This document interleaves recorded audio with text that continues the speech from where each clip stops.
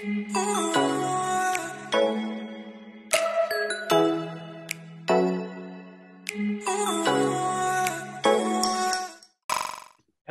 it's Yorgos from EurovisionFan.com.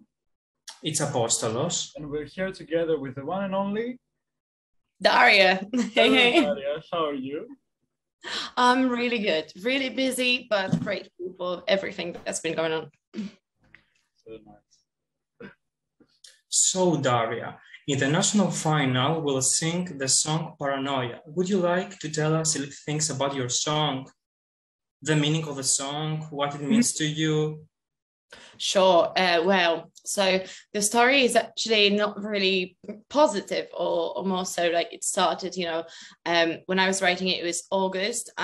We were preparing my second single for a while. We were kind of juggling between songs. And then the end of August, it was like Wednesday, I remember we've organized a session to write a song. And I just remember at the time I was in a relationship and I just felt so like I couldn't quite explain it, but I thought, well, do you know like this feeling when you just feel like I don't know, even like, kind of paranoid, but, and I remember that the word, right? And the songwriter I was working with, he kind of caught the word right away and he was like, oh, paranoid, interesting. And then we kind of started to talk about it. And, it's like the story is about somebody controlling you, manipulating you to think that you're crazy, when in fact, you're not crazy. So for me, the line, baby, I don't know me no more lately, is so important because it is about how somebody can push you into a state of mind when you don't even recognize yourself anymore. You're like, I'm not that psychopath, like trying to be obsessed about this, constantly checking things, But these people who are obviously manipulative and toxic can really get you to a very dark place when you like, I'm losing my mind. So later on, when this relationship ended, we were shooting a video and it was absolutely not prepared in a sense of my acting. I literally came to set. I didn't know these people. I was like, I just want to like play this like crazy psycho. And it was truly like my emotions. So I do think that like if this song made it to Eurovision, it would kind of like mean the world to me, because it would be like, wow, this is like a real story. It isn't, like, oh yeah, I like the song, I like the sound of it. No, it's like a real story. Like I lived through it. And I know that there'll be people who can actually associate with feeling this way. We hope to see your story in Eurovision. So it's very personal. Thank you. Oh, I'm hoping so as well. Was it the song was meant to be for Eurovision since day one? Absolutely not. No, not at all. So yeah, we were planning on the second single because so I've released my very first single last year at the end of March, and it just made it to radios, and suddenly we realized that, oh my goodness, this is really happening. So the first song was a hit, and then we were like, wow, this is like, now it's time to release more. But because we had loads of demos and stuff, like loads of recordings, but we kind of felt like, oh, we have to choose something that will somehow correspondent with the first song. And then my story happened, really naturally, accidentally, like the breakup happened in the right moment, it seems. It's like when you're pouring your heart out and you're like, it's easier to write and harder to live. But so we didn't plan it at all. And I was always like skeptical when it comes to competitions. I've never really planned to be in Eurovision. I remember when the subject first came out in my conversation with my label, and I was like, oh, like they're like, do you want it? I was like, I don't know, like I'm like stressed, to be honest. But at the time we didn't know that there's going to be national finals. So I was like, you know what, guys, just don't tell me, do whatever. And my team was like, we're not going to tell you if we even send your, application, because we don't want to stress you out. So for 2 months, I was like, I think they sent it, because they were like talking about it. Oh. And, in the interviews, people were asking me about it, but we didn't particularly think about it like as in Eurovision song, I have read it about this, yes. Yeah. Yeah, you thought so? Yeah. Yes. Oh, yeah. It sounds, I feel like a good, it could be good for Eurovision because um the reason why I personally now feel like, okay, maybe participating in such competition would be great because I feel, of course, Eurovision is getting stronger nowadays because of Manskin and everything that's happened last year. I feel like it's truly now important back to the music industry, right? Because it finally means something that will truly change the world, right? Like now Italians are singing all over the world. Incredible. And I think that for me, it will be a great chance because my songs are already played in many countries. So it's like, if I get a chance, I feel as though maybe this could give me, like an opportunity to go farther. Well, we also saw you performing your song multiple times. How was that experience? To be honest, I really enjoyed these performances. I do think like, it's like interesting because I sing my songs live and things like that, and it's like, and then well, on TV, majority of people sings off playback. So it's like, it's kind of weird because then, some comments are obviously very mean about that. But the good thing is like all professionals are on my side. So I'm like, Yeah. actually, because I feel like lots of people, they don't expect that pop music sounds a bit differently in real life because like there is loads of production going on, and especially Of when course. it's like you can watch Madonna or Lady Gaga perform and sometimes they are like even peachy, and that's absolutely not their fault. There is this sound system, installed in your ears, and you have to like really try to perform rather than just sing. And I think that this is kind of like a new thing to me as well, because I used to be a soul singer, opera singer. So it's very different. Yeah, I come from opera background. Yeah. So It yeah. sounds interesting. Thank you. Thank you. Yeah, my story is quite long. Quite big. Did you have any staging ideas about your performance in the national final in February? Yes, definitely there'll be dancers involved. And if I'm honest with you, I've never really even had the chance to, and I'm not even like, I know lots of people would not believe me, but I'm honest. And I've never had like dance lessons to like do the choreography. Before, let's say New Year's Eve performance, which is now quite popular on the internet, it was literally 2 days before Augustine, he took me by hand, and whilst I was singing during the rehearsal, he was just showing me the spot where I'm to stand at which point. And that was all. There was no like big money into the, big production. No, not such thing. So now I feel this is the moment for me to prepare. So I do like physical workouts. I want to make sure that I'm just like mentally prepared to be there, because I know that I like to think I'm honest, so I'm charismatic because this is my truth I tell in the song. So I would love it for me to kind of, not stress about everything, but just come prepared. Maybe, dance a little bit, but everything within reason. So I know exactly where to go rather than, thinking in my head like, okay, 1, 2, 3, 4. Okay, now I'm singing. Can't wait for your performance. Thank you. Oh, I'm hoping it's going to be, I know it's going to be good because I'll prepare. I'll do my best. I promise you. So are you excited about the national final? Yes, I am.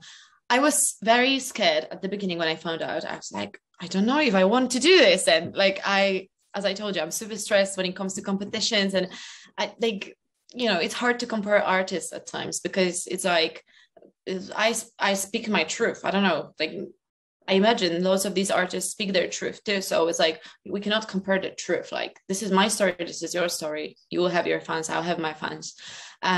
So I was scared of it, but now I feel as though, hey, like being in this like final of the competition in my country, less than a year after I've even released the first song, having 2 singles out, Paranoia has been #1 for several weeks. Like, yes, we saw that. Yes, we saw that. Yeah, so for me, it's like, wow, I already got it, to be honest. If it happens that Eurovision is the next step for me, I'll be super grateful. But if not, then obviously the people who'll be voting, it's in their hands.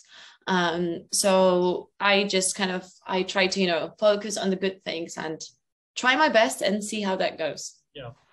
Maybe you prefer an internal selection because, as we know, at first Poland has made plans about internal selection, or you prefer a national final. What do you want? Yeah, I kind of firstly when my label was even asking me if I'm interested, it was told that it was going to happen, behind closed doors, so we wouldn't. Yes. Know, right. So I was skeptical, but I think that part of me was like, okay, if I was to take a part in this, nobody's gonna know if I fail. You know what I mean? Yeah. Because I was like, even if they don't choose me, that's fine. But now it's like, fuck, the game is on. Like everybody's gonna know. You know what I mean? Also, like I found out because honestly, till last minute, I wasn't sure if they actually sent my application. I thought they sent my application because my team was kind of getting like, what do you think? Do you think you're? But they were not telling me exactly, yes, we have sent you this application with this song as well, because that's also like we've got several songs recorded. So I was like, okay, so it is happening. But I am glad that they'll be open, voting, because one of the things that was really hurtful to me, especially as I'm at the beginning of my career, was like, so 2 of my songs are doing very well. And some interviews were kind of rude. They were like, so like you basically got yourself into a Polish TV and like you paid the money to get, and I'm like, who do you think I am? Like, I've been here for a few months. I've got 2 songs out. You know what I mean? And I was like, that's rude to kind of suggest this. And they're like, yeah, if you go into Eurovision, like everybody thought that I'm like, yeah, like, I know everything. It's like, no, I really don't. And we won't know till, Eurovision happens. So I'm glad now that people are like, hey, she's actually, a normal girl who's just trying her best, but like, that's about it. So I guess like, haters will be like, at the end of it all, whoever is going to be chosen, this was the vote of. We have already seen that Polish people like you because your song is #1 in Poland. And it has many views on YouTube, on YouTube. How are you feeling about this? I'm going to be honest. I think that like, Eurovision, it was always a strange thing for me because it was like, okay, so somebody has to represent your country. But most of the time, the people who were chosen to represent the country were actually not in top charts. And I'm like, why do you take like people who have not proven that they gonna be doing this? So far, I know I'm like the only person of the people who is completely, who's got 2 songs on the radio already, and Paranoia is one of them. So it's like, it was, so I'm really happy because it's like investing into a business. Do you invest into something that maybe will work or something that you can see people love it? And I know that people in Russia love it, and in Germany they're starting to play it on radios as well, because in Russia it's already being played on big radios. So I'm like, I would love for Poland to give me the chance because, the numbers seem really clear. So, but of course we will see. And that's not to say that I think that I haven't even heard majority of the songs that the competition prepared, but I'd be very glad if they gave me that chance because it seems that Polish people love it. As we're talking about the songs in Eurovision, which is your favorite Polish entry from Eurovision? Well, I think there was Cleo. Oh, yeah. I mean, that's the thing. And I think this is like really important because like Cleo is still making music. She's still releasing records. They're still being played on the radio. So that's there because every time they were choosing a representative, it was like somebody you would never, ever hear of again that much. And so it kind of proves that like, yeah, she was an artist. She took the chance. She became more famous and now she's, still making music few years like later. So for me, it seems that it was the right choice and it was original in its way as well, which is, always cool. I mean, I know it's sometimes hard to judge what's original, what isn't original, but, for me, it was like, hey, I'll never forget that performance. So I guess her entrance was very interesting. Do you also have an entry in Eurovision like ever from another country that you cannot forget the performance that you really love?